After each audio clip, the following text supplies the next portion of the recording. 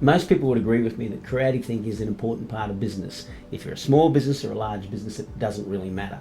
There's going to be situations where you need to be creative in what you're doing. It could be writing a report or an article or something like that. It could also be situations where you want people to consciously think creatively, such as trying to come up with unique solutions to problems, or developing products or services that you can deliver to a customer. They're going to differentiate you from your competitors. So that's what I want to talk about here specifically. How do you get in that situation, and what's the thing that we need to take notice of when it comes to the thinking maturity of the people that we're actually dealing with? So to kick this off, let me just start with this. Creative thinking, fighting the effects of time.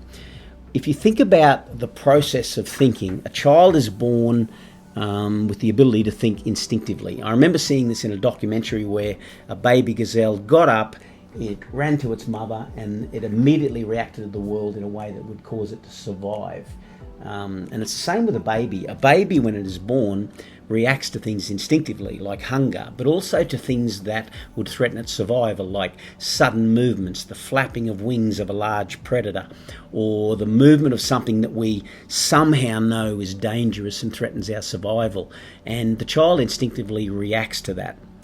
We then go through a bit of a maturing process where we move from instinctive thinking to creative thinking. And this is that period of a human's life where they combine things that are real with things that aren't real. They come up with invisible friends. I always remember a conversation I had with my son, which prompted some thinking about this. We're driving along and he says, "Hey, Dad, look, there's some rocket bones." And I said, "What are you talking about?" He goes, "Rocket bones." Now, what he had seen was the large towers that hold up the power lines, and he didn't know what a power line tower actually was, but he knew what a rocket was, and all he saw was the skeleton of a rocket. And I thought, that's amazing, that's so creative. Interesting thing is, we kind of kill that creativity in kids through our education system. But there's a thinking transition that occurs. They go from instinctive to creative to the next level, which is what we refer to as intuitive thinking. Now, intuitive thinking is based on how we interact with the world and how we begin to understand cause and effect. So, for example, we'll understand that if we touch a candle, it will burn us. We understand that a match is hot, a flame is hot. A child touches a stove or something like that, and they very quickly learn the cause and effect associated with heat. And it's this intuitive learning or intuitive thinking that evolves from understanding cause and effect relationships between things that we interact with in the world and how it affects us. So we then go from intuitive thinking to the next level, which is rational thinking. Rational or logical thinking, where everything is right or wrong, it's yes or no, it's black and white. It's very clear that there's a distinction between different answers. The interesting thing about this is we actually reward this, and we encourage people to think rationally, particularly in the education system. And there's this left brain thinking that is tested and trialled and reinforced through examinations. There's a story of a young child that was given an examination question, which you see on the screen. They were offered 4 choices and given the question, select the one that is the odd one out. And if you look at that logically, you'd say, okay, you've got the moon and the sun and the earth, which are all planets or something to do with the solar system. Then you've got a piece of fruit, this lemon there. Well, the interesting thing is this child chose the earth from those and said the earth is the odd one out. When the teachers asked the child about why he chose earth, well, he said it is the only blue one.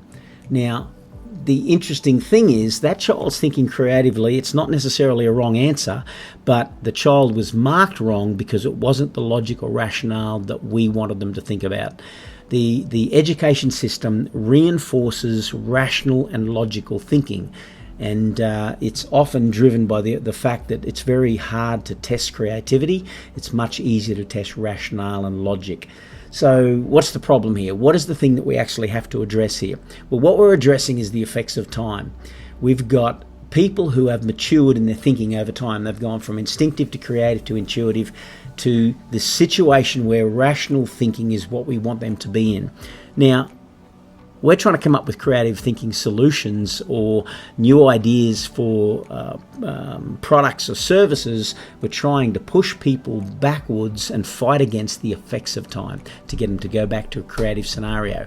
Combine that with problems associated with stress and the pressures of day-to-day thinking, and the fact that the right brain of their in their thinking patterns has not been exercised for a long period of time. We've got a challenge here to get people to go back to that phase. Always remember this: these people started school with a pack of 64 coloured crayons, and they finished with one black pen. The education system pretty much drove the creative thinking out of them in most situations. Now, how do you deal with that? Well, I don't have all the answers here, but I can tell you that you can get some information from going to the website and visiting 9skillsfactory.com, course of the month, where we are focusing on creative thinking this month. So go and take a look at that, and I'm sure you're going to find something interesting there.